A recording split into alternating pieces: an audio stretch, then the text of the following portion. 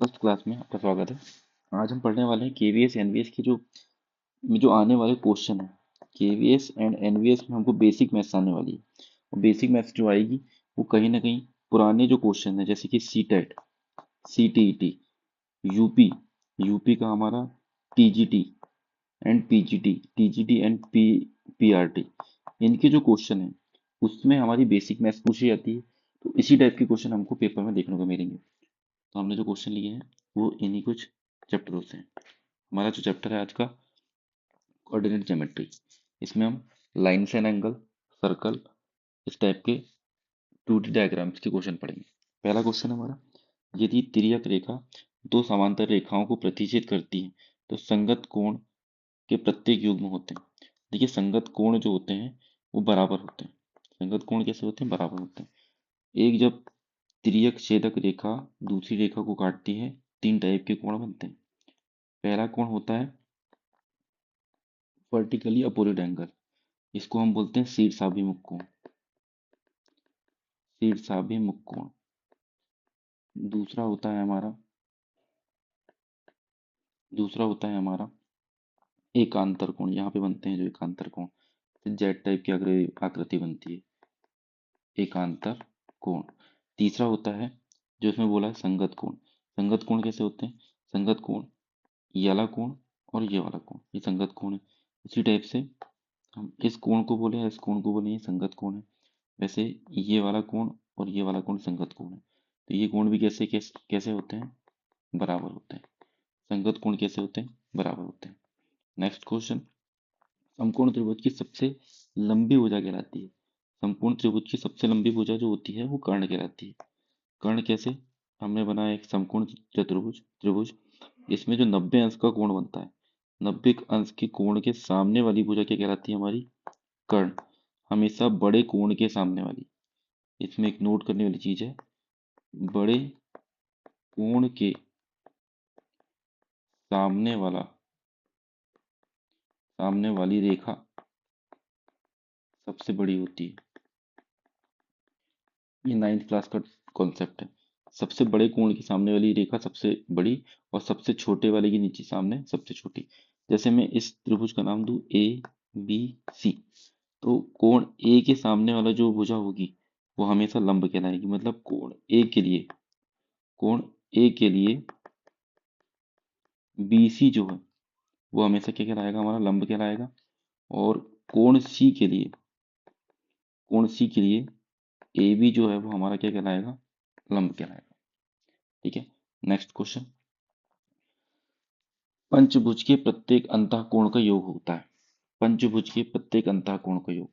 देखिए अंतःकोण के योग का सूत्र क्या होता है, इसको हमको याद रखना पड़ेगा।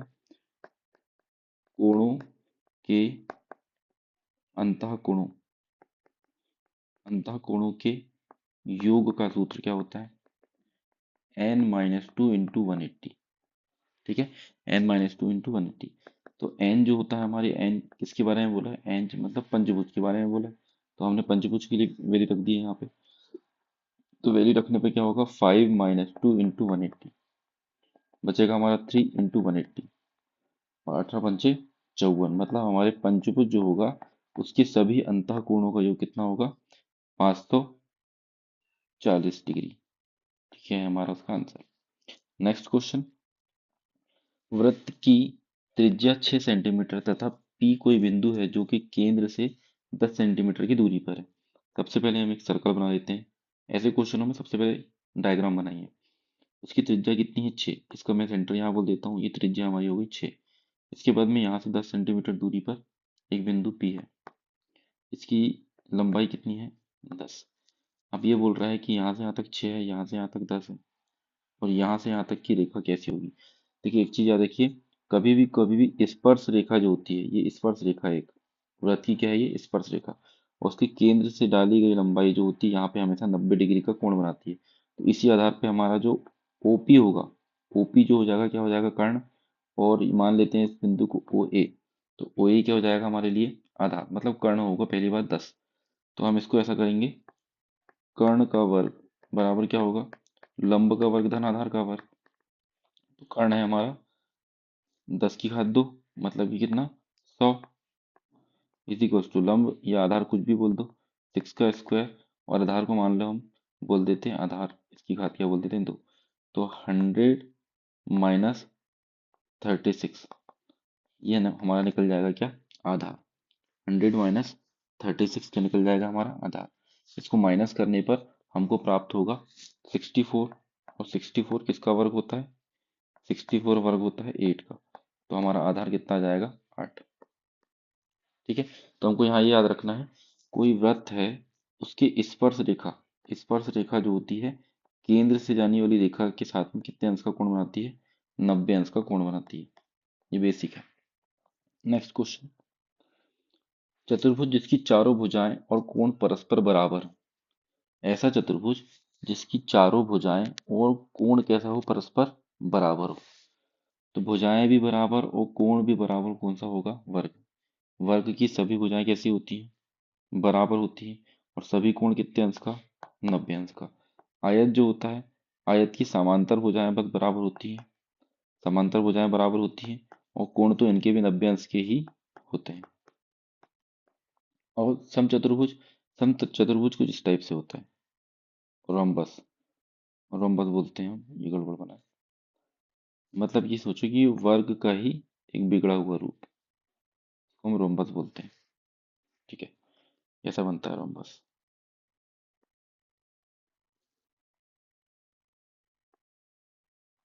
कुछ इस टाइप से टेढ़ा बनता है। ठीक है। नेक्स्ट, समांतर चतुर्भुज तो होगा ही, समांतर चतुर्भुज जो होता है वो आयत का एक बिगड़ा रूप होता है। ठीक है। नेक्स्ट क्वेश्चन, किसी त्रिभुज को दो किसी त्रिभुज की दो भुजाओं का योग तीसरी भुजा से होता है। किसी त्रिभुज की दो भुजाओं का योग तीसरी भुजा से हमेशा कैसा होता है, बड़ा होता है। जैसे मैंने बोला, एक भुजा मेरी ए है, दूसरी भुजा क्या है, बी। तो इनका योग हमेशा तीसरी भुजा से कैसा होगा, बड़ा होगा। तो ऐसे में बनता है हमारा क्या, किस टाइप के त्रिभुज बनते हैं हमारे, इसके आधार पर भी तीन तीन टाइप के त्रिभुज बनते हैं। उसके बारे में भी हम जान लेते हैं। सबसे पहले, पहला जो होता है वो होता है कि पाइथागोरस के आधार पर निकालते हैं हम लोग। पाइथागोरस के आधार पर क्या निकालते हैं कि हमारा जब दो भुजाओं का योग, वर्गों का योग तीसरी भुजा के बराबर है, तो उसको हम बोलते हैं कौन सा त्रिभुज, समकोण त्रिभुज। उसको कौन सा त्रिभुज बोलते हैं, समकोण त्रिभुज। यदि दो भुजाओं का योग तीसरी भुजा से छोटा आता है, ठीक है, दो भुजाओं का योग तीसरी भुजा से मान लो छोटा आ गया, तो उसको बोलते हैं हम लोग न्यून कोण। इसको बोलते हैं न्यून कोण, इसको बोलते हैं अधिक कोण। ठीक है।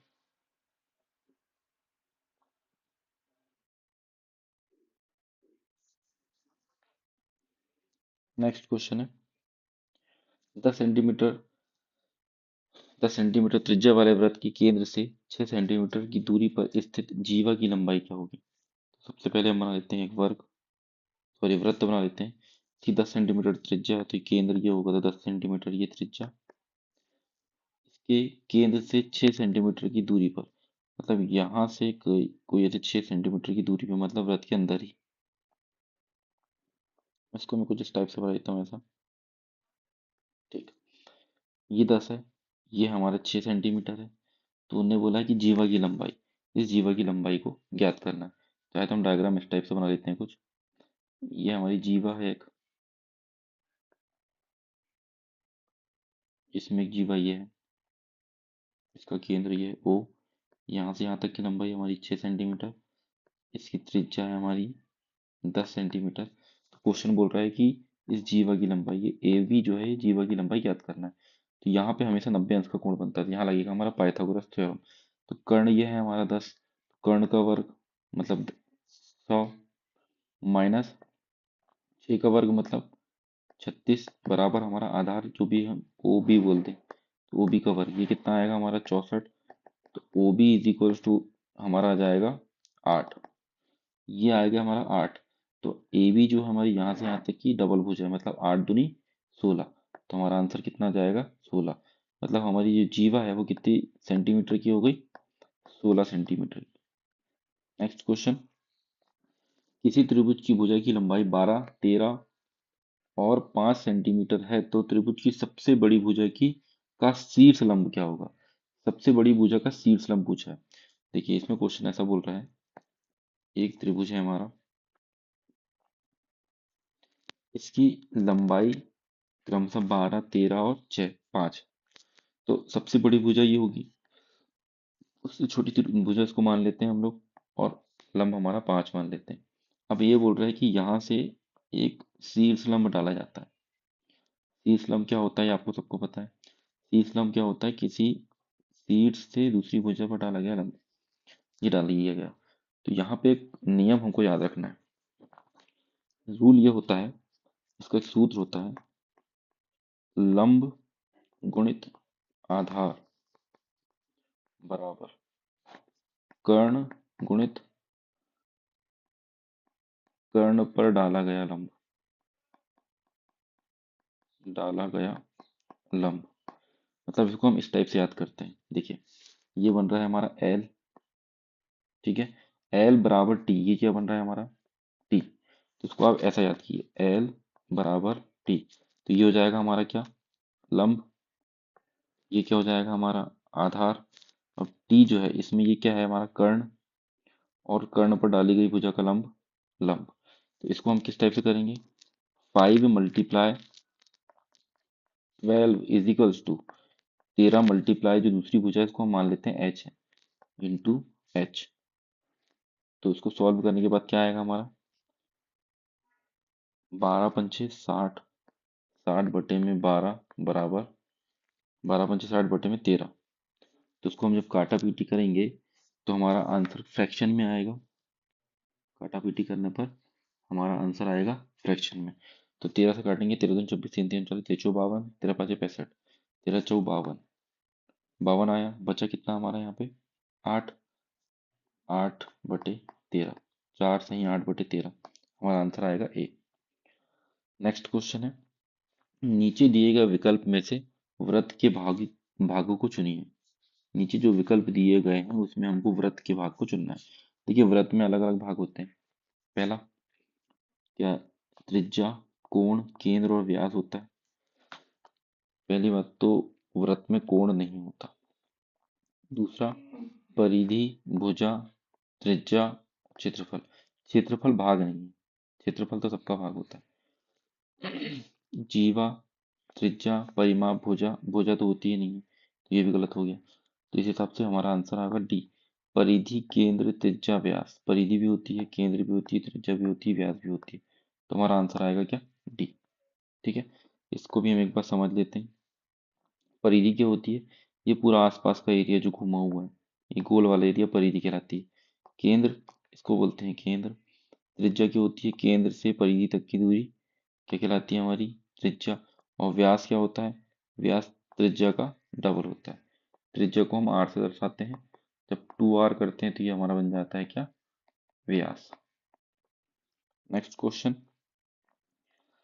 त्रिभुज एबीसीडी के मध्य बिंदु क्रमशः डी ई एफ है, तो उनको ज्ञात करना है हमको, क्रमशः कौन सा कथन सत्य होगा। इसमें कथन नहीं लिखे हैं, कथन में, इसमें आपको मैं एक क्वेश्चन को ऐसे समझा देता हूँ कि ये कैसा है। देखिए कभी भी त्रिभुज को, जो बड़ा वाला त्रिभुज होता है, वो जब इनकी किसी एक बिंदु, भुजाओं के मध्य बिंदु से इनको मिलाया जाता है, तो ये क्या करते हैं, इसको एक चौथाई भाग में काट देते हैं। जैसे कि त्रिभुज ए बी सी का जो क्षेत्रफल होगा वो 1/4 होगा।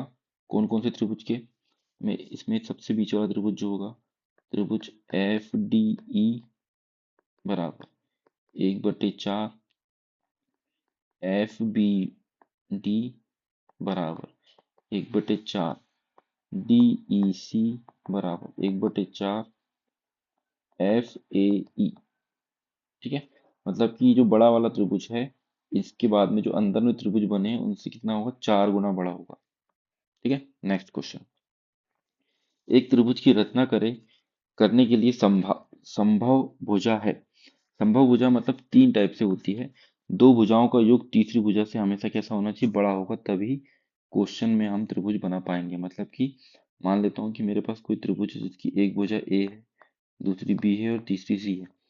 तो ये इसी कंडीशन में बनेगा कि ए और बी का योग सी से बड़ा हो, या फिर बी और सी का योग ए से बड़ा हो, या फिर ए और सी का योग बी से बड़ा हो, तभी ये त्रिभुज संभव है। तो ऐसी कंडीशन कहाँ आ रही है? पहले ऑप्शन से मिलाते हैं हम लोग। 6.3 प्लस ये mm में दिया है, इसको हम काय में चेंज कर लें, सेंटीमीटर में चेंज करेंगे। तो सेंटीमीटर में चेंज करने पर हमको क्वेश्चन में इसकी वैल्यू कुछ और प्राप्त होगी। में दी है ये ना, ये भी है।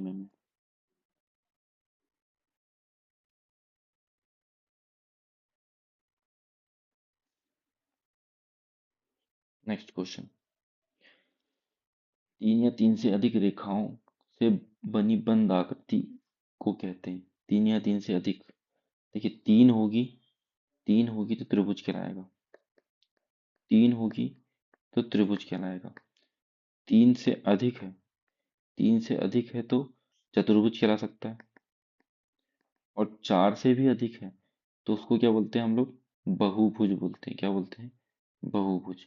तो 3 से अधिक है, इसमें सभी में बहुभुज जो है सभी को अंदर लिए समायोजित करे हुए, मतलब हमारा आंसर आएगा बहुभुज। नेक्स्ट क्वेश्चन, दी गई निम्नलिखित आकृतियों में वह या वे आकृतियां जो आधा घुमाने पर भी बिल्कुल वही जैसी ही दिखती है, कौन सी होगी? अच्छा, आधा घुमाना मतलब पहले हम इसको समझ लेते हैं। आधा घुमाना, इसको सममिति का क्वेश्चन है। आधा घुमाना मतलब 180 डिग्री घुमाना, और पूरा घुमाना मतलब 360 डिग्री घुमाना। जैसे कि मैं एक वर्ग लेता हूँ, वर्ग लिया मैंने, इसकी सभी भुजाएं कैसी? बराबर। वर्ग को यदि मैं आधा घुमाऊंगा मतलब मैं इसको पलट के 180 डिग्री घुमाऊंगा तो ये फिर से वैसे का वैसे ही बन जाएगा। बट आयत को यदि मैं फिर से वैसे ही बनाता हूँ, तो आयत को भी आधा घुमाता हूँ, तो आयत भी आधा घूमेगा तो कैसा बनेगा ये? 180 डिग्री घुमाना मतलब कि ये घूम करके कुछ ऐसा हो जाएगा। ये वैसा दिखेगा? नहीं दिखेगा। तो इस आकृति में केवल वर्ग इसका आंसर आएगा। आयत नहीं हो सकता, समबाहु त्रिभुज भी नहीं हो सकता। समबाहु त्रिभुज हो सकता है मगर उसके बाद में इन्होंने बोल दिया छोड़कर सभी आकृतियां, जबकि समबाहु त्रिभुज हो सकता है। नेक्स्ट होगा केवल समबाहु त्रिभुज। नहीं, केवल समबाहु त्रिभुज नहीं होगा, बहुत सारी आकृति होंगी, तो हमारा आंसर आएगा वर्ग। नेक्स्ट क्वेश्चन, मूल बिंदु के निर्देशांक होंगे। मूल बिंदु क्या होती है? जहाँ एक्स एक्सेस और वाई एक्सेस एक दूसरे को काटते हैं, ये होती है हमारी मूल बिंदु। इसको हम बोलते हैं ओरिजिन पॉइंट। ओरिजिन पॉइंट ये कितनी क्या होती है? ये 0 0 होती है। नेक्स्ट क्वेश्चन, एक समबाहु त्रिभुज की घुमावदार सममिति के कोण होंगे। एक समबाहु त्रिभुज की घुमावदार सममिति के कोण, अब देखो घुमावदार सममिति मतलब 360 डिग्री घुमाना। 360 डिग्री, मैंने एक बनाया समबाहु त्रिभुज यहाँ पे। अब इसको जैसे का वैसा देखना है मेरे को, तो ये तो एक 60 डिग्री का होता है, यहाँ पे 60 डिग्री का होता है। यदि मैं इसको एक ही बार घुमाऊंगा तो ये कुछ ऐसा दिखेगा, ये जैसे का वैसा नहीं दिखेगा। जैसे कि इसको मैंने उठाया और इसको जैसे का वैसा उठा के मैंने यहाँ रख दिया,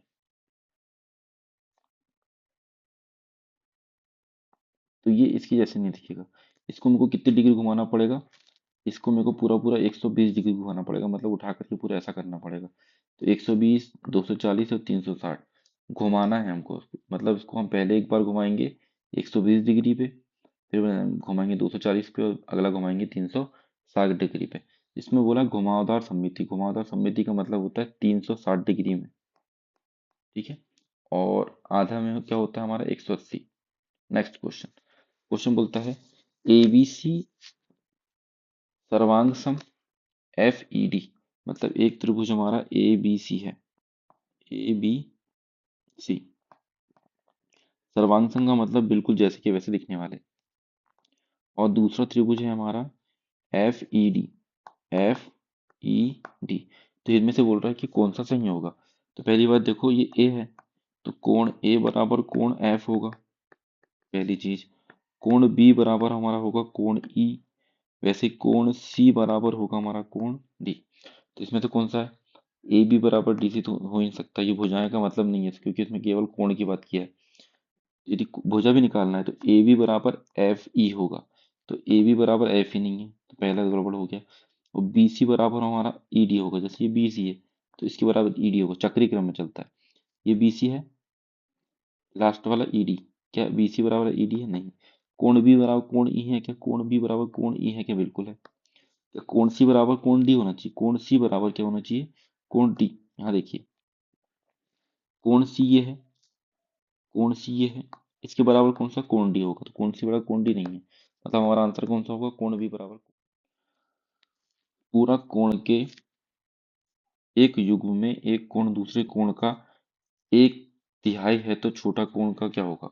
पूरक कोण क्या होता है? जैसे मैं पूरक कोण मानूं, एक कोण ए है, दूसरा कोण क्या है? बी।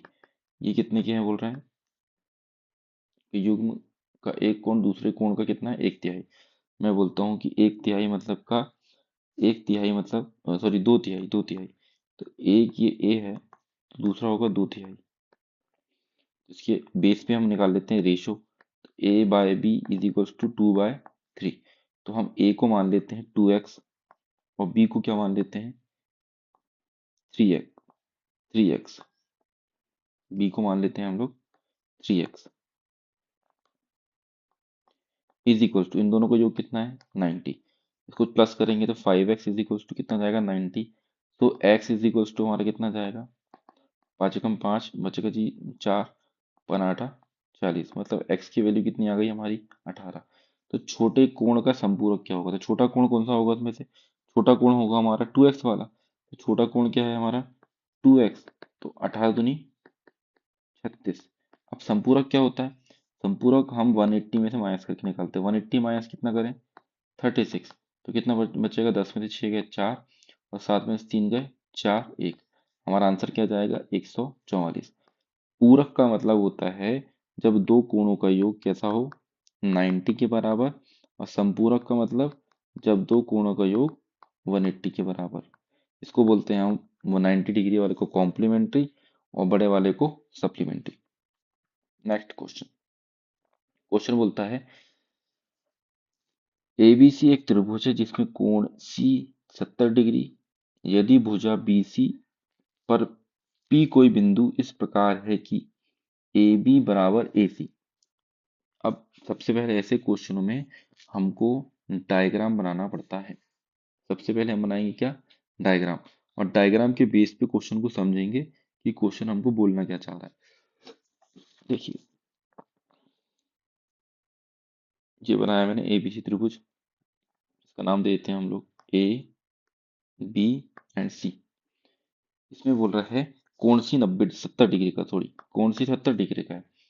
और पी, जो पी है वो बीसी पर एक पॉइंट है, तो ये बना दिया मैंने पी पॉइंट बीसी पर। एपी और एसी बराबर है, मतलब कि ये एपी और एसी दोनों बराबर है। यदि एपी और एसी बराबर है तो सम द्विबाहु त्रिभुज, जिस त्रिभुज की दो भुजाएं बराबर होती हैं तो उनके संगत कोण भी कैसे होते हैं? बराबर। तो ये 70, तो ये भी 70। अगला बी ए पी बराबर 30। B A P, B A P ये कितना है बोल रहा है? ये 30। अब देखिए क्वेश्चन तो हो गया। त्रिभुज के सभी कोणों का योग 180 अंश। 70 और 70 हो गया हमारा 140। 180 में से हम यदि 140 घटाएंगे तो हमारा आ गया 40। ये आ गया हमारा कितना? 40। अब क्वेश्चन में बोल रहा है कोण बी की वैल्यू क्या होगी? अब त्रिभुज के सभी कोणों का योग कितना होता है? 180 अंश। एक है हमारा 70, एक है हमारा ये क्या? 70। दूसरा हमारा ये क्या भी है? 70। इन दोनों को जो कितना होगा? 70। 70 और 70 कितना हो गया ये हमारा? 70 और 70 क्या हो गया? 70 + 70 प्लस हमको एक वैल्यू नहीं पता, बराबर कितने डिग्री? 180 डिग्री। 140 मतलब 180 माइनस 140, तो हमारा आंसर कितना आ गया? x मतलब वो जो कोण था उसकी वैल्यू कितनी आ गई? 40 अंश आ गई। तो आंसर में हमारा डी नंबर का ऑप्शन सही है। Question is A B C D एक समलंब चतुर्भुज है। समलंब चतुर्भुज कैसा होता है? पहले डायग्राम बना लेते हैं हम लोग। समलंब चतुर्भुज का डायग्राम कुछ ऐसा बनता है जिसमें दो भुजाएं कैसी होती है? समांतर होती है और दो भुजाएं असमांतर होती हैं। जैसे मैंने बनाया है समलंब चतुर्भुज ये, ठीक है। इसको एक बार अच्छे से बना लेते हैं। ये डायग्राम कुछ समलंब चतुर्भुज टाइप का है। इसमें बोला है कि सबसे बड़ी भुजा हमारी, या फिर हम उसको ऐसा बोल देते हैं A B C D. A B की वैल्यू दिया है कि ए बी वैल्यू 5 दिया है, बी सी की वैल्यू दिया है हमको 11, ये 11 है हमारा। ए डी की वैल्यू दिया है 7, बाकी और कुछ की वैल्यू दिया है कि नहीं। इन्हें बोला है कि ए डी एक बिंदु है, ठीक है। अब इसके बाद बोल रहा है कि एफ को ए से एफ तक बढ़ाया गया, तो अच्छा ये ए से लेके एफ तक यहाँ एक पॉइंट बढ़ाया गया, इसकी वैल्यू दे के रखा उन्होंने 3। हमको ये ऊंचाई याद करना है। देखो समलम चतुर्भुज का यदि हमको एरिया फाइंड करना हो तो एरिया जो होता है समलम चतुर्भुज का वो होता है 1/2 समांतर भुजाओं का योग। समांतर भुजा कौन सी है, ए डी प्लस ये नीचे वाली बी सी इंटू में एच। सबसे पहले हम समांतर भुजा निकल गई, ए डी निकालेंगे। तो अब देखिए ये यहाँ जो त्रिभुज बन रहा है, दूसरे कलर से कर देता हूँ, ये जो त्रिभुज बन रहा है ये एक समकोण त्रिभुज बन रहा है। तो समकोण त्रिभुज का ट्रिपलेट के बेस पे हम क्या बोलेंगे, ये 3 5 तो ये 4 होगा। मतलब हमारी ऊंचाई एच की वैल्यू कितनी निकल जाएगी हमारी यहाँ पे 4। तो 1/2 समांतर भुजा कौन सी 7 + 11 इंटू में 4, इस दोनों को जोड़ेंगे तो 18 आएगा। 18 इंटू में 4 बटे में कितना 2, 2 से ही 2 बार कटेगा 4, 8 18 दूनी 36। तो इसका आंसर आ जाएगा हमारा 36 सेंटीमीटर स्क्वायर। तो ठीक है, आज के लिए इतने ही क्वेश्चन। हम नेक्स्ट वीडियो में मिलेंगे फिर से पूरे PYQ क्वेश्चनों के साथ में। हम लोग इसमें केवल PYQ क्वेश्चन ही करेंगे, हमारे पास समय कम है, तो हम केवल टेट में जो आए हुए क्वेश्चन हैं उन्हीं को करेंगे।